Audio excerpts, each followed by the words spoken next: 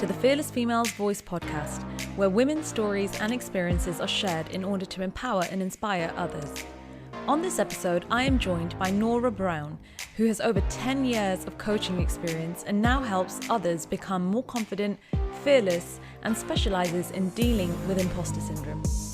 I met Nora through a networking group and instantly clicked with her and loved everything that she was creating. I felt very inspired by her content, her words, and more importantly, her story. Nora was living a normal life when one day decided to quit her corporate job and also leave her long-term relationship. Although this was a liberating experience, she then stumbled into a toxic relationship with a narcissist and entered what was 6 years of hell. She was trapped and one day managed to escape and now lives with her husband and has recently had a beautiful baby girl. Nora is an open book and talks to us about how she felt within that toxic relationship, how to identify a narcissist, her experience with pregnancy and also her miscarriage, as well as her business in coaching and supporting others. She has a wealth of experience and knowledge and shares some amazing information on different types of imposter syndrome traits, how to overcome self-doubt, and more on affirmations. I felt so energized after speaking to Nora and can't wait to see what she does in the future, as it's all exciting things. I know you'll really enjoy the listen, so without further ado, let's get stuck in. Nora, thank you so much for coming on this podcast. I'm really excited to speak to you. And I know you have so much experience in coaching. You're currently helping and inspiring other women, of which I am one of. So I'm a big fan. So thank you so much. And I feel that you're doing such different and unique things and putting yourself out there, which just shows how fearless you actually are. So can you tell us, what does being a fearless female mean to you? Honestly, I think in today's society, I think for me, a fearless woman are all the women out there that are currently breaking the cycle. And with that, I mean, we have so much pressure on our shoulders, right? Because, I mean, although we are more and more in corporate jobs, more and more in high positions, like more and more like that we choose entrepreneurship and building a business. But at the same time, those old values are still upon us, like that we have to manage the household, that we have to take care of the kids. And that is not a hard rule, right? It's like this unwritten rule that still applies. And to me, a fearless female is the one that just breaks the cycle, that decides, you know what, for me, not more. And I'm going to change the narrative also for all the future generations. I think because it's so brave to step out of that and just to create an entire new set of rules that we live in, because let's be honest, we cannot do it all. Like men cannot do it all, we cannot do it all. It's like, so I think to me that is like, oh, that is pure bravery, and it's fearless, and it's courageous, because let's be honest, stepping up, that is so brave. Like it takes a lot of guts to actually say, you know what, no more. Like either I need help in my household or I need to invest in someone to help me with my business, etc., etc. To me, that is what a fearless female is. I'm so sorry. No, and I completely agree with that. And I love the bit that you said about future generations, because it's almost like my mum's or my parents' generation was very much like that, where the women have the roles and they do the housework, or whatever the typical kind of stereotypical roles were. Yes. But then it's almost like my generation now, we're breaking that. We're seeing actually there's more to it. Yes, we want a career. We want to do something a bit different. And then it's inspiring the next generation as well, which is the key thing. Exactly. Just to show that we can do what we want. It's not just that bucket of women do this. No, you do we can do anything. We can. Yes. And, and I cannot, because I shouted everywhere that I can. You literally just have one life, right? Yes. Like, and we should decide how obviously we cannot do whatever we want, but we can do a lot of things that we want. Like we still have to walk within the lines of the law, right? But like the rest of the world is literally ours. And that is something, because I always say I'm like a traditional life rebel, because I just don't believe in all those rules that we need to follow in society. And I was like, when I grew up, I was raised very traditional. Like, you have to go to college, you have to go to university, you need to get a job, and you have to stay there for 40 years so you can build a pension, right? That is what, and and for a lot of people that works, and that is perfect. But for those that it doesn't work for, please, like, just take a step back and decide where you want to go. There's no rerun, there's no do-over, just live. Yeah. Right? I feel that is the thing.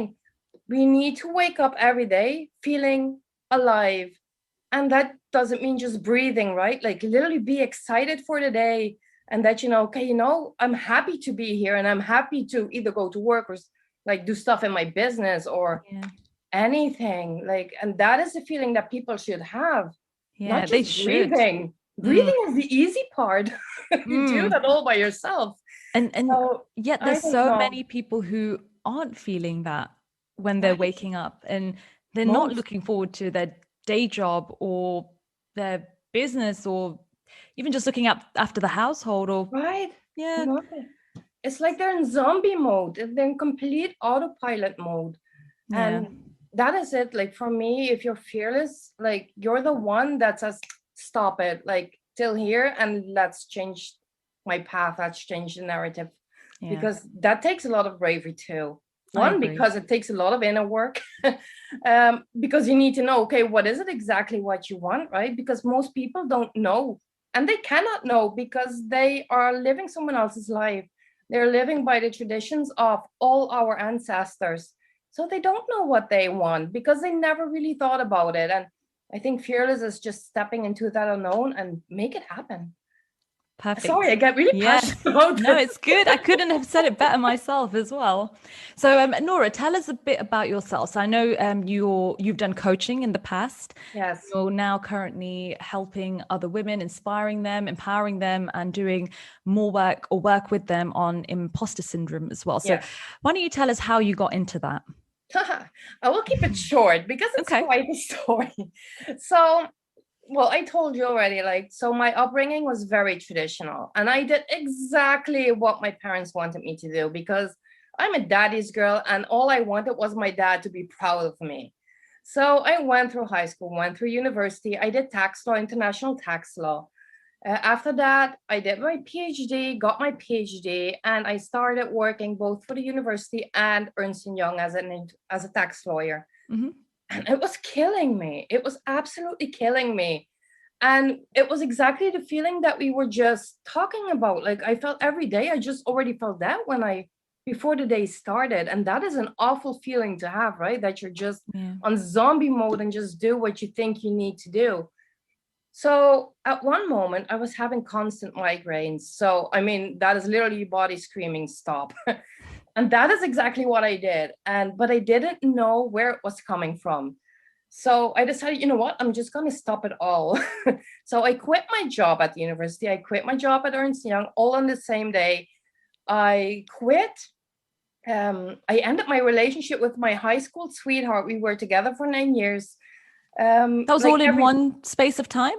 No, one day even. Oh, just in one day? Yeah, I was like, I'm gonna, like, a full reset. And honestly, it was the best decision I ever made, because I didn't know exactly where it was coming from. I was like, I need to just take a step back, and I don't want anyone on my shoulders. I just really need time for me. Yes. And explore. So that is exactly what I did. And that didn't, like, that it was a turbulent time, let's call it that. Like, because you're exploring, you're inventing, you're experiencing, and I didn't know what I want in life. So the party girl and the rebel in me completely went all out, like, and I went all in, which led me to this. It's not an amazing guy. Back then, I thought I was an amazing guy, but and the first 6 months were amazing. But after that, it turned out pretty quickly that he was the biggest narcissistic guy you can imagine. And then I went through 6 year pure hell. Like, he was abusive, verbally, mentally, like, physically, everything. Yeah, it was like pure hell. And he broke me. Like, I had so much energy in me, but he completely broke me, and I didn't believe in myself anymore. I completely lost all my self-esteem, my self-worth, everything. But then I am so grateful for that day. Like, I found that spark of energy, And I decided to take my 2 dogs, my passport, and literally a half a bag of clothes. And I just said, I'm going walking with the dogs. And he didn't care because I did that 6 times a day. And I did because otherwise he wouldn't let me out of sight of the house. Like that was my moment. And I just kept walking. It's like, I don't know where I'm going, but I'm going to keep walking. And I did. And I ended up 300 kilometers south. I blocked him in every single way. I deleted all my social media accounts, which is because I was terrified of him. I knew that if he would find me, that would not end well. Mm-hmm. So I deleted everything around me, which is also why I just started my Instagram last year in December. Before that, you couldn't even find me on Instagram or Facebook, like anywhere. Social media, yeah. Yeah, I was non-existent. Like if you Google me, you will not find anything probably. I don't know. I don't Google myself, but I just kept in the shadows. I was like, I have to stay in the shadows. But in those 6 years that you were with him and you were in a down, not in a good place, right? Completely depressive. What made you then stay? How were you not able to get out? What was that like? No, it was completely trapped. So he had I was working, right, when I was with him, for Google at the time. And he made sure I had my house keys. He had them, so I couldn't leave the house unless I had to walk with the dogs. So, and if I had to walk with the dogs, like he knew exactly, like I don't know how, but he knew exactly where I was in my round. So I wouldn't even be surprised if he was somewhere like following. Like he had my banking cards, so I literally had no money whatsoever. Like he took everything from me. And you know what it is? In the beginning of the relationship, you feel like, oh, this is the guy, like, because they present themselves so well. Like their gaslighting skills are phenomenal. And and there you are, and that is, you ask me, how do you feel? Mostly I felt stupid because I felt, okay, you're such a clever girl. Like you have done all those things in life. You have your educations, like, and I have a pack of brains and they work pretty okay. Like, how could this happen to me? So I just felt stupid, honestly, that I allowed that to happen to me. But you know what it is? In the beginning, the first time, you have a fighting spirit. But at one moment, you just lose that and you just accept, okay, this is my reality. And you just stay low. I just like nodding yes and just walking the flow, right? Did you ever reach out to any family or friends for help? If I could, I did. How did that go? Well, you learn who your friends are in those times. Because it's also more difficult because my parents and my friends live in the Netherlands. I live in Portugal. So I was constantly traveling around because I could work from home. So like everywhere we went, like, I mean, sure, people, but it's not a really deep connection because everywhere I stayed was just like not long, couple of months, sometimes 2 years. And how well can you really know them, right? Because, well, you're not allowed to go anywhere. Like if I wanted to have a drink with colleagues, he was there. Like I could never go just on my own. But they couldn't see that something was up if you were so it was all normal from the front end. If you meet him today, you would say that is such a lovely guy. Like that is the skill they have. And it's so hard to push. Like, in fact, sometimes when I told him, like, okay, you know what? Like he is this, and this to me, people say, no, not him. Like, you cannot even believe it. Like, because they're so good in acting. It's insane. It's really insane. And what kind of behaviors if like other women are going through something like this, how can they identify a narcissist? What kind of behaviors should they be looking for? I think the biggest symptom is they make you doubt everything in life. So, and that can be something very small, right? So if I say, okay, but yesterday you told me you like spaghetti, and then I say, no, I didn't. And they keep saying, no, I didn't. So at one moment you're really questioning, okay, did he say that or didn't he say that? But that is not like a harmful example, right? But they do that with every aspect of your life. So at one moment you're really doubting yourself, like, am I losing it? And you know what it is to most of them? Because they drag you down to such a low point and then they switch. and they become super sweet and super nice, and you're the world to them. And you think, oh, you know what? Like, he's turning around, like, and you want to give it another chance. And I think that is also something more female struggle with than men, is like, because we all have some sort of a mom instinct, like we want to care and we want to help. Yeah. So if we see, okay, like, oh, he's actually getting out of that, we want to give it another chance. We want to try it so badly. And, you know, I think until literally the last year that I was with him, and I was like just planning, like, okay, how can I go? Like, I need to leave, but I couldn't figure out how.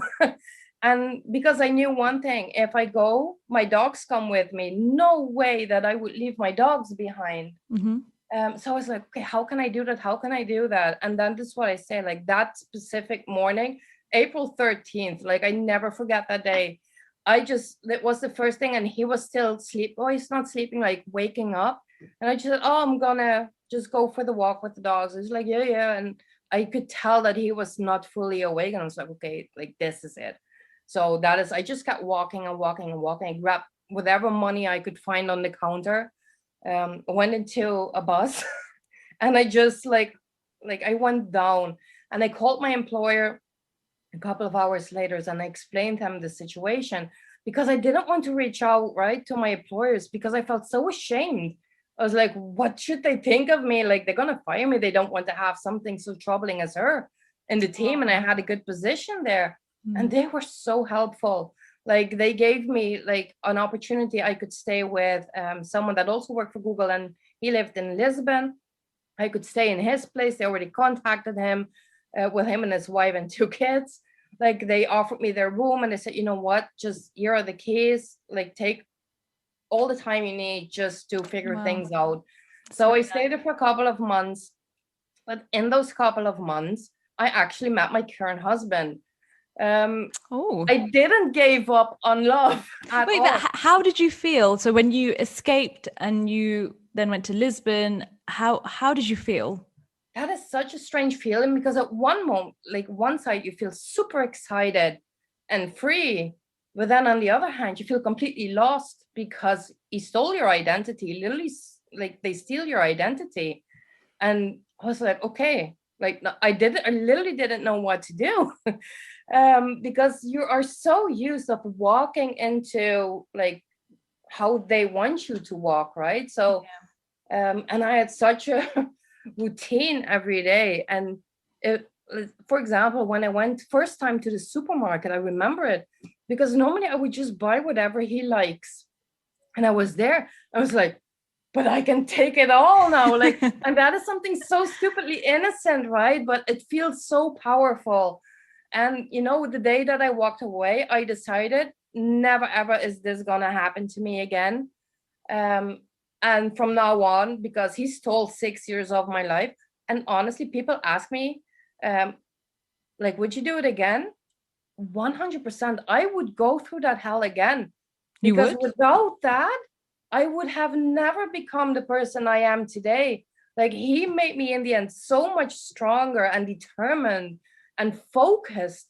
I could not have built the business that I have today, that I'm running for nearly a decade now. Wasn't it for him? Like, you grow up so fast in those years. It's like, because you go in full survival mode, and somehow that affects your brain massively. So I would go through that again, without a doubt. I would leave again too. But, like, that's the key thing there. You leave again as well. It's like I needed that chapter in my life to figure out, one, who I was and what I wanted to do. And that, like, without him, I would never have met my husband. And I'm madly in love with him. Like, I would never have my daughter now. Hopefully next year. Let's see how blessed I am. Yeah, exactly. I mean, also that, right, that is not something. We had a lot of miscarriages before that. Like, it's not a given that you get pregnant, especially not nowadays. It's very difficult, isn't it? It's more difficult than we think of. Like, nowadays, when I think of getting pregnant, no, it's fine. Well, you know, whenever, next year, the year after, it happens. But actually, the more I'm speaking to different women, I realize that it's challenging, more challenging than we actually think. And many women have had miscarriages, but I actually just didn't know. I almost found out that a few of my friends, cousins have had miscarriages, but it's never been mentioned. So once I started talking about it to other women, more and more people started saying, oh, well, we've had them too. And I can imagine that's a very difficult period of your life as well. Honestly, the first miscarriage, because I got pregnant just a few months after we started dating, and I was like, I don't want kids. And I just kept looking at that at the stick. I was like, no, this is not happening. And I just looked in the mirror. I was like, is this real? So I went back to the stick and I saw like the stripes. They were really pink. I will not say it. So I walked to him because he's working from home too. Like he has his own office too. And I said, I'm pregnant. And I was like crying because I was so unhappy with that, like with what I saw. And he was ecstatic. He was so happy. And it broke my heart. I was like, why are you so happy? Because I was really not. And like that day, like, but you see a lot of like of the guy that you're actually with, right? Because that reaction was everything. Yes. Like he was in there for the long haul and like he wanted to start a family with me. Like his excitement is something I cannot, like, it's the eyes, right? Like there was so much love in that eye. I was like, okay. And well, I was not feeling it at all. I was like, you know what? Just give me some time. Like maybe it just needs to, because to me, abortion is not it's not an option. It's like people, I don't have anything against abortion. Let me say it like that. But for me, it's not an option. I can imagine going through some circumstances that that is a decision you want to make. But for me, it's like, no, like if I'm pregnant, then I mean, and with a guy that I'm madly in love with, then okay, just let it hit my brain and I will come around. And it was a twin. And I think around 10, 11 weeks, and well, there was a massive bleeding. It's like, okay, this is really, really not good. And it wasn't, like, it was a miscarriage of both of them. Oh, and wow. Actually, I had to go through surgery to remove them because it didn't go all that smoothly. And I felt relieved. I felt you did? so relieved. I was like, I told him, said, yes. I said, they're out. I said, good. I said, because I don't want kids. I said, I really don't want kids. But then after that, something's changed in my DNA, because the months after that, like it just kept coming back to my brain. Like, do you really don't want to have any kids? It's like, I do want to have kids. So, and then I said, you know what? I do want to have kids, but like, give me just some time, right? Because my body really needs to like bounce back, because it's an attack on your body too. Yeah. And the doctors already said, okay, if you want to try again, at least wait 6 to 9 months before you actually start trying again. It's like, oh, so let's give it that time. So we waited 1 year. I was like, let's try. And we didn't even, like, let's say it was half a try and boom, I was pregnant again. So I was so fortunate with that. Yeah. And I was like, because I took a test just because I had a hunch, not even because I skipped my period. I had a hunch and I took the test and there was this really, really light second pink line. I was like, does this mean I'm pregnant, really? So like we went to the doctor next week and there it was with a heartbeat and all. Amazing. How did you feel then the second time round? Amazing. Like, good. Yeah, amazing. And that entire pregnancy, that is also, you think of pregnancy as something so glamorous and it looks so good with a beautiful, I think it's scary. That's not how I see pregnancy. I think of it as you're throwing up, you're in pain, you can't walk. I just see it as a difficult time. Yeah, I did not enjoy it that well. I enjoyed the first 2 trimesters, like, but the last part, that is pure struggle. Like it weighs a lot on your back. Like that kid is heavy, man. And like, you cannot sleep. Everything is so uncomfortable. And and my entire life, I was actually scared of giving birth. Like, how is that happening? Like, how does that come out? Right. I was so scared of that. But once you cross that 36-week mark, you don't care. You will pull it out yourself. You just want to have it out. So, I've heard. It's like you literally don't care. So I ended up having a C-section. And honestly, fine. Like, I didn't really have a preference. I didn't have a birth plan that most women have. I want to have her out healthy. Yes. Nothing more. Like, I don't care if I have to push or if you just cut my belly. Well, just cut my belly. It's a serious procedure. Yes. But I just want her out. So I wasn't due the 31st of July last year. They said, okay, let's try. They gave me, because they have these pills that actually start the contractions, and they gave me 3 of those. Nothing, not a single contraction. I was like, is this happening? Like, is she actually gonna leave? Because she was 39 weeks 4 days by then. And she was like, you know what, like, this is really uncommon and highly unusual, because those pills are so strong, like they would provoke something. Yeah. So you want to have a C-section? I was like, well, let's go for it. And they told me, like, you want to be 31st of July kid, or you want to have a 1st of August kid? Because it was in the evening. I said, no. I said, get her out. Like, I didn't want to wait any minute longer. And so she was born on that day, 11 p.m. And well, the first thing when I saw her was, now the kicking is done. That was the first thing I told her too. Like, no more kicking. Like, that is not comfortable, man. But then it takes a bit, right? Because they give you this baby, and it's so hard to imagine that is yours. Like, that just came out of your belly. Yeah. It's like, but so you don't really feel like, okay, this one is mine. But at the same time, you want to have it really close. It's like this instinct, right? So Yeah. it's a bit of a struggle in the mind for the first few minutes, but after that, it's a pure blessing, honestly. Like, it's magical. Can I ask, so you mentioned that you didn't want to have kids. Can you tell us why that was at that stage of life, why you were thinking no? Honestly, I always thought of kids as being loud and annoying and dirty and Yeah. like, just like, I'm not even gonna cover it up. Like, and to this days, I'm not gonna make friends with this, but to this days, I don't really like kids at all. I like my own kid, but like, if I see kids in the playground, I don't think like, oh, cute, like, at all. I just don't have that in me. But they always say, like, it's different once you hold your own. And it's so true. It's so true. Like, and that is something you cannot even explain. Like, it's something you really need to experience. I'm not saying I hate kids, obviously not. Well, you have one, so hopefully Yeah, not. like, but it's not when I see them walking around that I like get all warm and fuzzy. Like, I'm more Yeah. of an animal person than like a people kid person, honestly. So I don't have that. So like my entire life, well, it was that part. And then the second part was that the idea of giving birth completely freaked me out. Yeah, I understand Completely. that.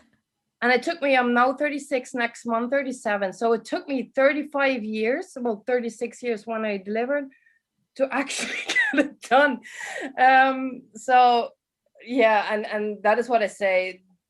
I understand that is something that most women are afraid of, because I mean, they can say it's natural. It's nothing natural about like pushing a basketball through a small hole. There's nothing It's natural scary. It about that. sounds scary and painful, but Oh, everybody goes through it. I just think so many women have been through it. But you know, I asked you the question about why you didn't want kids, because I know of some women who think that having kids is it's the path. We always, you know, women and also men, you know, you get married, or your boyfriend and girlfriend, you then get married, and the natural step is to then have kids or start a family. Whereas I know some women who think, you know what, they just want to have their own thing, their own identity, and it's almost like a kid might get in the way of their business career path, their ambitions. It's a bit of a pause in life, let's say. So how did you manage that? Because you now run a business, a successful business. So you're still working, your partner's working, and you have a child. So how has that gone for you? How have you managed that? First of all, it doesn't turn out the way you plan it. So like when I got pregnant, I had all these beautiful scenarios in my head, because like I was 8-ish years in business when I got pregnant. And like my business was booming, like was really like I had my schedule was booked every day, like, and it's still a really profitable business. But I was like, so I had this like scenario. Okay, like if she's out, like this is exactly how it's gonna be. It's gonna be nothing like that, like at all. Because at the end of the day, you're not in control anymore, and that is something you can try to explain. And that is also one of those things you really need to experience, because once that kid is there, it's not like a dog, right? Like she needs attention, especially those first few months, like 24/7. And you don't know when they're gonna sleep. You don't know if they will cry the entire day or not. Or the entire night. Yeah, like you don't know. Like you don't know. So, and I'm not gonna lie, it's one of the reasons why I quit my one-on-one coaching is because of her, because it simply got too intense. Because I cannot schedule my days. Well, at this moment I can, um, sort of. But in the beginning, it was impossible to schedule my days, and it was also way too intense. Because, well, that is before I jump back to the story, because that is one thing of coaching, right? Is you hear so many stories and you absorb all the energy, all the everything that they tell you, you absorb. So you carry that with you, and it's not after the call that you just like switch that off. Like it's still in you. And I want to have my kid, like she needs to have me and not me plus all the people that I'm working with. So I wanted to have, like, I want her to have me. So that is why I quit the coaching, the one-on-one coaching. But to come back, like, how do you juggle it? Honestly, I think it goes so naturally, because, and one, not the first few months, because I think it's so important, and women don't do that. They need to give themselves permission, especially those 3, 4, 5 months, to just go with the flow, to relax, to take a step back, to one, enjoy motherhood, and don't stress about all the other things.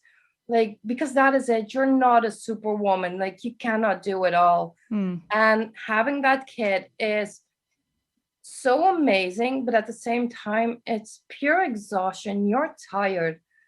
You are tired, because the first months they have to have like food or feeding every 3 hours, also during the night, right? Yeah. So you get up every 3 hours, and then you can say, okay, but you sleep in between. That kid is not going to fall asleep the second you give him that bottle. Like, and then when the kid falls asleep, like you have maybe an hour left, you don't fall asleep like that either, right? That is theory. That is not how it works in practice. So the first few months, like, definitely just allow yourself to, like, just to find your ways, like just to enjoy motherhood and find a new routine. And it does get easier by the month, because I mean, they don't need so many feedings. They get more independent. They play by themselves a bit more and more. So, so first few 4 or 5 months, I hardly did anything in my business. For me, that was not a problem, because, well, that is it. Like, I knew that she was coming. So, like, financially, we're good. So I didn't really have to worry about that part. If that is a part that you worry, like that you need to have that income month after month after month, then you have to make sure you have a passive income stream in place, like something that you can keep running on the background, that, or either hire someone who can do it for you. But for me, next time, I will definitely just have a passive income stream, whether that is the course or anything else. Just like keep an ad running, like hire someone that does your social media, and just relax, step back and let it go.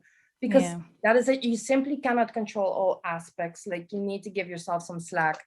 And I think especially women. And I think it's really important. The one thing you said is to enjoy motherhood, because even enjoy pregnancy, because there's always ups and downs. And what I tend to find is that I hear more of the negatives than the positives. So, for example, during pregnancy, I've heard women talking about, oh, I can't eat anything, I'm exhausted, it's painful, and everything else. But what are the positives? Like, you've got a little child growing inside of you, and there must be some, you're enjoying the moments and soaking it in. And then it's the same with motherhood. I always hear the crying all the time, constantly up at night, but there's an element of enjoying that. Those moments you won't get again. And also there's short periods of time in the bigger picture, right? It's just short periods of time that you have to endure, and then you're Good. Honestly, like in the pregnancy, because that is it. Pregnancy is not really for me.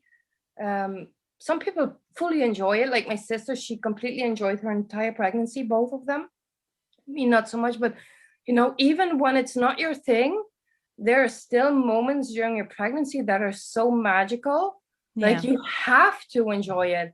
Like that first kick, like it's everything. The first, not in the third trimester, there are full-grown babies. They kick hard. Like that is not comfortable. But like in the second trimester, like those small kicks, it's everything. Just like to feel them. Like, and every time I went to an appointment and you see like the kid on the echo, on the ultrasound, and you hear the heartbeat, it's beyond anything, really. Like I love that. you cannot really explain it. Like it does something with you, like mentally, like it really does something with you.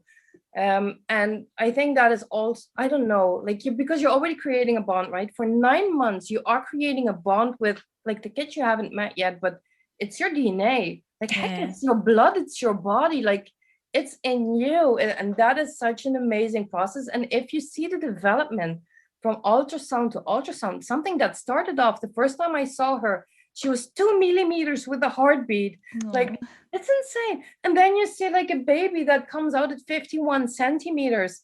Like that entire development, it's priceless, honestly. And the same with motherhood. I love motherhood. Like I absolutely adore everything. I even adore the nights that I'm awake with her. Like I've never heard anyone say that, I don't think. I think it's beautiful. I don't know. It's maybe because I had a real high risk pregnancy, and like with a miscarriage before, I was just so happy that she came out so healthy. I don't know. I just really enjoy every moment of it. Like that, even the nights that I have to stay up, and I mean, like all the diapers, like everything. I just enjoy it. Like if I see those perfect little fingers and legs like I fall in love with her every day even more. It's insane. So would you have another one? Yeah, You for said sure. yeah. Next year. Well, we want to try maybe next year, the year after. If I'm blessed enough and I can get through another pregnancy, like it would be the best thing ever. But I also have peace when it doesn't turn out like that. Then I'm not gonna go through all ends just to have another kid. Like You'll I be have fine. It one will really, happen. like It will either it happen. happens or not. Yeah. So I'm either good either way, but I would love her to have a little brother or sister, especially because my family doesn't live here. So I just want also her to have like someone around, like someone close, bit of more family besides just my husband's family. And it will fill up your house as well, won't it? The lovely house that you Yes. have now. So they can all play, they can play in Yes. the garden together. They can. I don't know. And but the first time they actually laugh, oh man, you melt from head to toe. It's something it's you cannot even describe it, honestly. I love how much you're embracing it. It's so nice. It's really nice to hear. It's insane. But that is like, to come back to your question, how did I end up in coaching? Yes. So, I was just gonna say, yeah. How let's talk about coaching. it's no, like, well, how did I start it? So after I escaped like my ex, I decided my mission is to use my voice and to help everyone to understand all the red flags of a toxic relationship, so that so I can actually help people either getting out or not entering one. So what I did, I was like, I need to know more. I need to learn more about this. So I actually went back to university. I did psychology. So like I have to go. So I went through my bachelor's and master's. But then I was completely fascinated by the mindset. And I was like, I'm gonna dive into this. And that is how it actually started. So I really dove in, okay, what drives people? Like, why do they make decisions the way that they make them? That is the main question. Like, why do people not ask for help? Or why do people not change their narrative or step out of that zombie mode? Like, what exactly goes on in the brain that stops us from doing that? And do you think the experiences that you had in your past relationship help towards your learnings? I'd say, because okay. Absolutely, because it puts things in perspective too. Especially because that is it. I've seen, because at the end of the day, the power of the brain is everything. Because if your brain is healthy, your mind is healthy, you feel good. You feel good. You feel energetic and you want to slay the day. Like when you are broken down, when your mindset gets down to a point that you don't believe in anything anymore, like your body follows. Like you get pains, you get headaches, like you just don't feel well. You're constantly either nauseous or having belly aches, or like your body like feels what your mind is going through. And just to see, that is what also triggers it for me, because I saw because one of the questions they asked me, like the first few days after I escaped, was like, where is that woman? Like, where is that energetic, like fierce lady that just did whatever she wanted to do, that was exploring, like, and like discovering new grounds? Like, where is she? Like, where's the passion? Like, where's that energy? I need to find that again. I need to tap into that again. And so I actually hired a coach myself.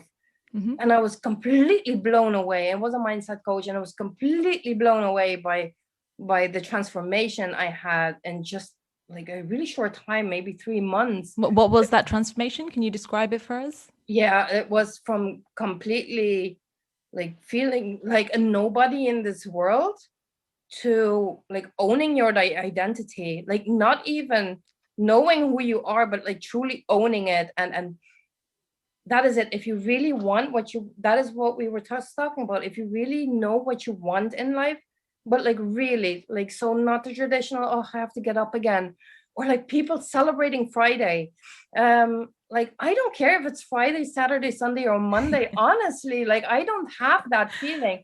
But the fact, if you have that feeling, if you have that feeling on the Friday, and if you have the feeling of Monday again, you know, there needs to change something. Like, this is not good. That is not a healthy state of mind. Like, that should not how you should live your life. That you just every Monday just look forward to Friday. Like, there are 5 days. Like, live that. Like, you know, it's you wasting like 5 out of 7 days in the week. Then, like, that is not how you should live life.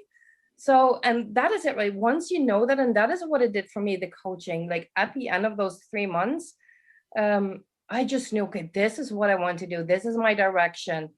And I decided, well, I'm still helping, like, but more locally. Like, I'm still using my voice um, to educate people on my experiences and the red flags of the toxic relationship. So that is not something I left behind. I'm still doing that. But at the same time, what my main goal, mainly because I saw also the transformation myself, I was like, this is what I want. I want this for people. I want people to feel excited for the day.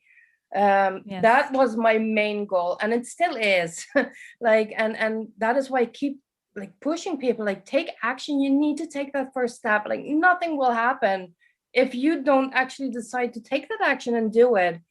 I feel so passionately and strong about that. So I knew I wanted to enter the mindset world, but then when I started working with the coaching, like the clients, so in the first year, mostly I would say like around 80-90% of the people actually had their own business.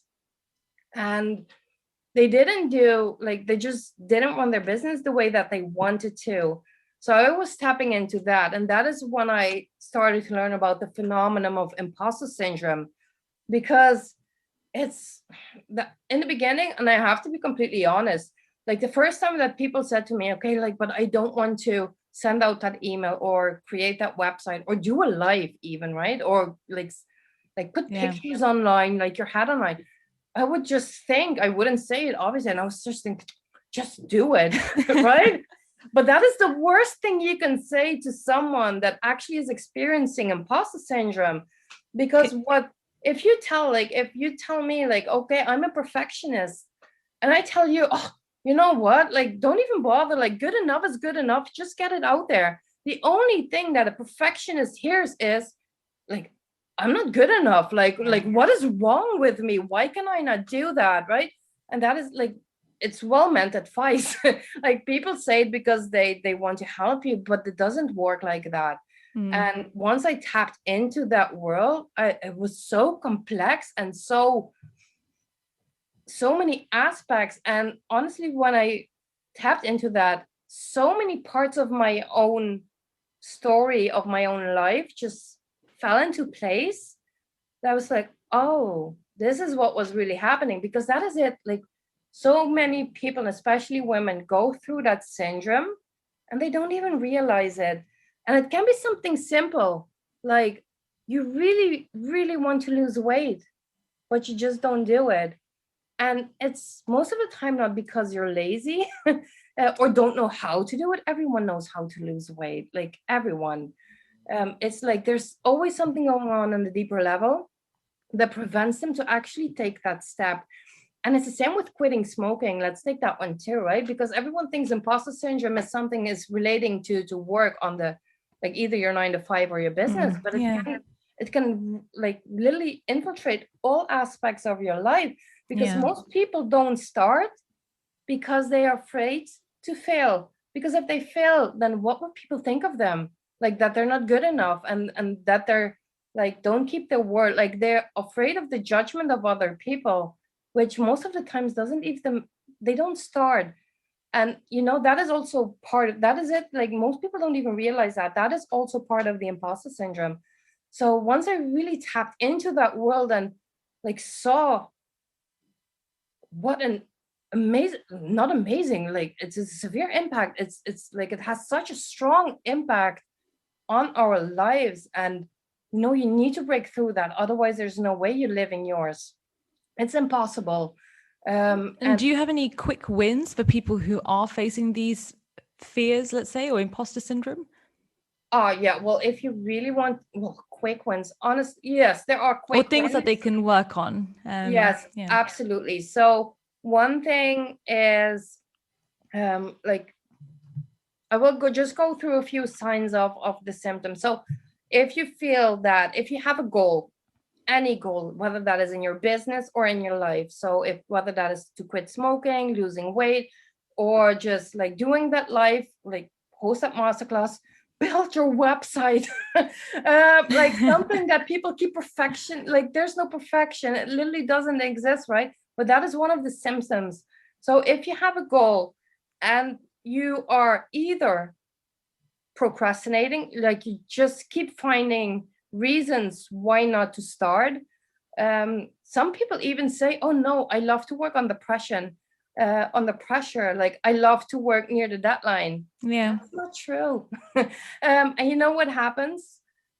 Once they do, I was like that was how I like went through all my college and university years.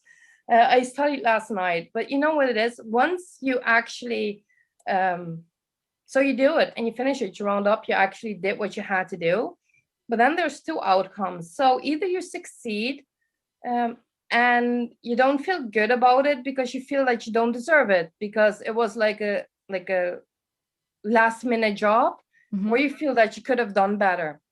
It's either those two. If you didn't succeed, you're like, of course I didn't, because I didn't put the work in it. And like you slept, like there's no winning scenario in those I've been there. If there's simply like, for your mind, there's no winning scenario. So if you recognize either that you're putting tasks off, like you're procrastinating, or you're overly over preparing that website, or keep reading blogs about healthy foods, or like anything, if you just keep in research mode, or that is another one, if you keep switching plans, like that is something like they call it the shiny object syndrome, right? Yes, but yes, it's a I've bit heard more of this. than that, like because they have an idea and they start really enthusiastically, but then like shortly after, like, oh, no, I have a new idea, and they quit one and then they start a new one, but they don't finish anything. But they quit it because they can't get far in it, or they don't see the end result quick enough. So they're expecting this whole, I don't know what the idea would be, but they're expecting this whole end game to happen so quickly. But then it takes time. Once you work on it, you build it, and then it takes time. But the expectation of quick results, oh, it's not working, let's try something else. That could be with anything. Health and fitness, as you said, losing weight. Everything. Could be starting your own business. It could be starting a hobby. Oh, I'm trying to play the piano and it's not happening quick enough. Let me try the guitar. Right? Yeah. And that is it. And some people, even because, for example, they are afraid for the judgment, because they're afraid of the feedback, that people think that it is not good enough. So they start one thing and then they stop before people can actually judge that work, because if it doesn't get out there, there's no judging, right? And Yeah. it's either that, or indeed, like they start something, but then they don't make those 6 figures in 3 weeks, and they're blown away. Like, it's not realistic. It doesn't work like that. But this is actually one of the imposter personalities that they expect to be like at the end stage from day one. And that is it, like, because that is, you ask, what is a quick fix? It's so important to understand, because there are 5 imposter personalities, and they all come with a different set of symptoms, and also with a different set of why. And that is really important. You need to understand, why am I procrastinating? Like, why is it that something in my mind is holding me back? And your personality actually describes that. And you, just to point on this, you have a really incredible quiz. And I took this quiz to understand more about my imposter syndrome. And I would say, if you're listening to this, definitely take the quiz. It's a free quiz. You can take it. And at the end, you get a result of which kind of imposter syndrome is impacting you, of what Nora's just explained there. So I can put a link in the show notes for how to access the quiz. I think it's something that everyone should do. It was really helpful. It's because if you understand what is driving, like what personality is hiding in you, yes, you understand, like, and so far it was normally the quiz I used as an intake for all my coaching clients, because I simply wanted to know what I was dealing with. So that is why I decided to make it a free quiz, because it will already help someone. So definitely you need to understand this. You need to understand exactly what is driving, like what is the exact reason why you are procrastinating or over preparing or switching things up. There are more symptoms, but those are the 3 most common. Why you keep second guessing yourself, why you have all that self-doubt, why you are afraid of the judgment or the fear of failure, success, and list goes on and on. Yeah. You need to understand that first. But if you recognize, okay, this is what is happening, like, okay, I have this goal, and now let's say I'm procrastinating, what you need to do, you need to stop in that very moment. Because the second you allow your brain to actually like run through those thoughts that it has now, you will not do it. Like, you need to stop that thought process right away. So it's literally like, if I catch, because I have it too. Like, don't think that I don't, like, everyone is impacted. Like, most people are impacted by it. And you know what? People think it's negative. It's amazing if you have imposter syndrome, because it means you're like on that verge of actually breaking through and creating your own life, because it's always a new chapter. That's really interesting. You've just said that. I've never thought of it as this kind of self-development tool, because when I get imposter syndrome myself, I always feel like it's a negative, because I'm either putting myself down, or, as you said, don't feel like I'm good enough, or any of those. I think I'm a bit of all those combined, but I always see it as a bit of a negative. But it's really interesting that you've just said it's actually a good thing. It also just shows how passionate you are about something, and you want to keep progressing and going forward, but there's just this little resistance holding you back. Yes, and that is normal, right? Because just like in well, let's say 1 minute. So we have in the back of our brain the reptilian brain, and that is the oldest part of the brain that we have. Like, all animals have it, and there's only one thing that brain does, and that is, it's wired for survival for us as a person, like as an individual, but also as a species. So throughout life, you have then the hindbrain. The hindbrain is where your emotions are. So if the reptilian brain feels like, okay, this is not helping me survive, it shoots a message, and that is what makes you feel scared, self-doubt, second guessing, etc. But like, this part, your survival part of it is instinct. You cannot control that. But most of the part is you learn that behavior. So especially in your first years of let's say your first 20 years are the most crucial, where your early years, so between 2 and 6, 7, are like, take a big chunk of that cake. But it can go like basically till the day where you are now. Your brains are a sponge. So if your mom teaches you at such an early age, like, you need to do this because this is the right way, then that part, like, it's a code, right? It absorbs that code. Like, okay, if I do this, this is safe. So now, like, where you are now, like, every time you want to break through, that code is running. Like, no, that is not a code I have. This is not safe. And it pushes all those red flags to the middle part of the brain. And that is why you have those emotions. So basically, that is why I say it's a good thing, because you're like, you try to reprogram the back part of your brain. Like you try to create a new story, like you want to update it, see it as an update of your phone. Like that is what imposter syndrome really is, but you need to get through there. And that is like, there's a quick fix. It's a few steps, let me get through that. But why I said I don't like, that is why I'm a bit hesitant, because the reason why I don't like quick fix with this imposter syndrome is it will keep coming back. If you do not deal with that reptilian brain and changing the narrative, changing the code, doing that upgrade, like having all the features of today's world back in there, it will keep coming back, and it will keep coming back stronger and stronger and stronger. So it's essential to really work on that part, like to rewrite that story, rewrite that code. But as a quick fix, if there's something, if you have a presentation now, how many people need to do a presentation and then last minute they want to back out, like sweating? That's definitely happened to me. Right, like most people, like that is also it, right? And there's always a quick fix. Like, you know, that is what I say. Stop in the moment, like realize what is going on. Like, and I am a big fan of just speaking it out loud. So if I catch myself procrastinating, or when was it? 2 days ago, I had a workshop at a company, and like I was freaking. That is why I say, like, I also have it, right? And I was freaking. I was like, what if people don't like it? And it's a workshop I've been given dozens of times, but like still those things keep running through your head. And I name them. Like I literally say, like, okay, why are you afraid of them judging you? Like, and is this a valid fear? What is the worst that can happen? Like, is this fear even real? Or is it literally something that is in your brain, right? Because if you try to rationalize that, this is the only time that I say, please do not listen to your gut feeling, but rationalize what is going on. Like this is, I think, one of the few examples that I actually say, ignore your gut, like rationalize what is going on. Because at the end of the day, if they ask you to do a presentation, like, doesn't matter how prepared you are, what can happen really? Like, what's the worst that can happen?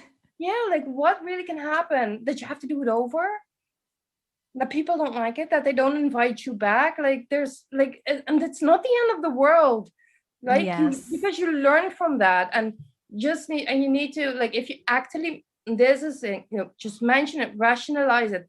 This is important. Just count to 5 out loud, like 5, 4, 3, 2, 1, and go. Because you don't allow you. I say you need to do this out loud, because if you do it out loud, you use more parts of your brain, and so you break the thought process, and it allows you basically to overrun that feelings of self-doubt you have at that moment. So if you do it out loud, you basically silence, you put it a bit on mute, but you have to act right away. The second you do not act right away and you create a second of silence, all those thoughts come back. So if you want a quick fix, like, stop, literally name it, like rationalize it. I prefer it out loud. You can do it out loud in your head too, but it has way more power if you actually speak it out loud, because you use more parts of the brain. Count back from 5 to 1, like, but all like that. This is like in a minute time, right? Like this is not a long process. And do it. Like if I, for example, yesterday, once I like had to, before like the presentation on Wednesday, sorry, because I was freaking out. I was like, okay, stop, like rationalize it. So I did, you know, and come back to 5, 4, 3, 2, 1. In the exact same moment, I pressed the button to go live, because obviously, like in COVID time, it's all virtual. And just because then you cannot go back, right? But if you wait a second between that one and actually pushing the button, you go back. But that is a quick fix. Another thing that I love as a quick fix, because sometimes you need confidence, especially for presentation or a workshop, fake it. You need to fake your confidence. Like, what do you mean by that? Give us some examples. So if you fake your confidence, if you're not confident or if you're nervous, what do you do automatically? You make yourself small, right? your tone gets like softer, like you whisper almost, because you don't want people to hear you. You get insecure, like, and your body mimics your mind. So if your mind doesn't feel strong, your body wants to crawl like into a little ball. So like, either if you feel it's self doubt, like be conscious about it and fake it, like, sit straight, like grounded, feet on the ground, go up, have a firm voice. Like, because even if you talk like that for a few moments, you just feel the power coming back to you. It's like, because of what you do, you mess up your brain at that moment, because it's like, no, I'm doubting myself. No, I'm not. Like, it's a struggle in the mind. And at one moment, you just feel the energy going. So that is a second tip, like, especially for presentations or anything, take your confidence. Like, I like that. I'm going to be trying those next time. It's really, it's one of the things I love doing. Like, it's so powerful. And these are things that you can do like anytime, any given day of the time. But that's what I'd say. It's a quick fix. It doesn't solve anything. It solves your problem in that very moment. It's just surface level, spur of the moment. This is what you can do. I think the inner things, as you were saying, it stems from a lot deeper. That's more of a root cause issue. So I think this is just more for, this is how you're feeling, overcome it for that time period, and then you will experience or may experience that again. Right. So, because that is it, right? Because I'm now 36, like almost 37. So my brain, the back of my brain, like the code it has in there, it's been storing like that code for 36 years. It's not a quick fix. Like, it takes time to actually like rewrite that, right? And that is it. And I posted this, I think, a while ago on Instagram in my stories. Like, I almost feel like people use imposter syndrome as an excuse why they didn't reach their goals. Like, oh no, I have imposter syndrome. And oh man, it makes me kind of mad in a way, because it's so serious. Like, and that, because now we're just talking about, like, for example, procrastination or over preparing or constantly switching. Those are symptoms, right? But it can be a serious, heavy, like, this is a really heavy syndrome. Like, because what does that do to you mentally if you constantly doubt yourself? Like, people get anxiety, like they get anxious, or they're completely stressed out. Some even fall into depression because of that, get a major burnout. Like, that is also a symptom. This is also something that it can cause. Like, it can cause so many serious mental problems. So it's definitely not something that people should take lightly. But no, the difficult part is 3 of the 5 personalities actually have part of their DNA that they don't want to reach out for help, because they feel if they reach out for help, it shows how weak they are. So these people know that there's something stopping them and they want to get past it, but like they feel like the step is too big. Like, for them to actually take that step and to reach out to say, okay, I need help, it's too massive. Which is one of the reasons for the quiz. One, that they understand this is why, because a lot of times people think like, what is wrong with me? How many people think that on a daily basis, right? Like, what is wrong with me? Nothing is wrong with you. Absolutely nothing. Your brain is doing exactly what it was programmed to do. It's just that you are on this verge and you have this new spark in you. And that is why it makes it active, right? Because you don't know 90% of the things that are stored there. Well, 99% even. You don't even know what is stored there. It's only when you try to do something big, like your next big move, business, personal life. It's a big change. I think something that you're trying to change in your life, whether that's quitting a job, starting something new, I don't know, raising a child, it's all new experiences. And I think, well, for me, that's when it tends to kick in. If I'm doing something that I know I'm comfortable with, it's a breeze. Okay, cool. I know what to expect. I know what's going to happen. Safe. Exactly. If it's unsafe, the unknown is not safe. That is why they say you have to move out of your comfort zone. It's literally because of that. Because the magic does happen there, because your brain doesn't allow you, like, it wants to stop you or slow you down. Your brain does not want you to discover the everything outside of your comfort zone. It doesn't want to. It's not safe. You need to survive. But like, that is it. You need to show your brain like, hey, it's okay, it's fine. And will it be easy? No. Like, in those 10 years of business, I mean, I make my fair share of mistakes, or But that you don't know if you don't know, right? Like you need to try and you need to find out. And if it doesn't work, it doesn't work. Like go back to the drawing board and like start again. Like you learn something from it. I know I did. Like there's always a lesson in everything. So I agree. So Nora, then tell us what's next for you. What are you doing next? well, what am I not doing, right? I'm everywhere. So as of this year, because I decided because of the kid, I'm gonna quit my one-on-one coaching. Talking about imposter syndrome. The first month I struggled so hard this year because my one-on-one coaching was my main income stream. And I earned well into the six figures with just that, right? And I just decided, okay, out. We're not gonna do this anymore. So I was like, what am I gonna do? Like, I need to try to find my voice again. And how am I gonna do that? And actually, because what I always do, and I think most people do that, like I just made a plan. Like I just wrote down everything, like a brain dump. And it's exactly what I just told you now, because I was looking at when I was making the quiz, because I already knew whatever I'm gonna do, the quiz is gonna be like something that people can access for free. Yeah. Because I strongly believe in that quiz. Till now, it has been, well, not 100%, but I would say 98% accurate. So it's a really powerful quiz. It's not just designed by me. There's actually people like with way more experience than me that think of this, right? I mean, it's not all me. So I was like, okay, this is going to be something I want to offer for free. But I was just checking the personalities, and I was just like sometimes you just need to have a new set of eyes, right? Like you need to look at something old with a fresh look. Yeah. And I was, same as I told you now, like 3 of those 5 personalities have in their DNA that people do not reach out for help because they feel ashamed, etc., etc. So I was like, you know what? Put it in a course. Because if you put all your information in a course, they don't need to reach out. They simply need to get your course. Like no one has to know, right? And they can do a DIY themselves because the course is really, really, really, it's from A to Z. Like I put everything in there, like decade of experiences in that course. And I think the most part, because there's one particular model that is my absolute favorite, and that is the one about affirmations, because you need to rewire, you need to change your narrative, the story that the back of your brain is believing, you need to change that.